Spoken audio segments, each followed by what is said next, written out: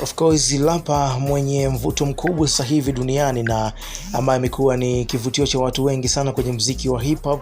Namzungumzia Kendrick Lamar ambaye of course amesumbua sana kwa mwaka huu 2025, lakini pia ameweza kuonekana kwenye albamu mpya kabisa ya I Can't Boy ambayo amehusika kwenye ngoma 3 mle ndani. So kwamba Kanye West ameweza kumkataa na kuweza kutokubaliana na yeye kuwepo kwenye ile albamu ya mtu mzima Elbana Can't Boy ambayo inaitwa I Am Music au so bana.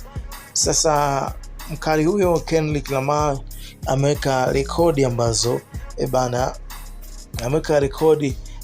ilishokokaga na mkali Beyonce kwenye chart za Billboard. Rapa Kendrick Lamar ambaye of course ni moja marapa wakali zaidi kwa sasa kutokea Marekani avunja rekodi ya kuwa na chart 1 kwa mara moja kwenye chart za Billboard ndani ya wiki moja. Sasa mwimbaji Beyonce pia alishakufanya hivyo, alishoka miaka 2 iliyopita, Beyonce akiwa na sekunde 23 baada ya kuachiliwa kwa albamu yake iliyosifika sana na Renaissance. Daily Post imeripoti kuwa Kendrick Lamar tangu katikati ya mwaka jana amekuwa na kiwango kizuri sana na kipya chenye mafanikio ya kibiashara kufuatiwa bifu yake na hip hop na rapa Canada Kendrick Lamar. Albamu yake mpya la Jane X kwa sasa ndio albamu nambari 1 kwenye chart za Billboard.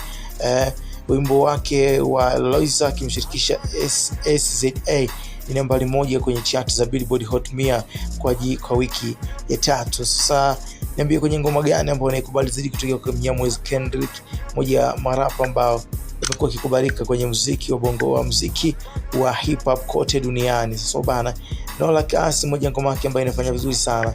Niambie unaikubali kiasi gani, tukutane kwenye sehemu ya comment.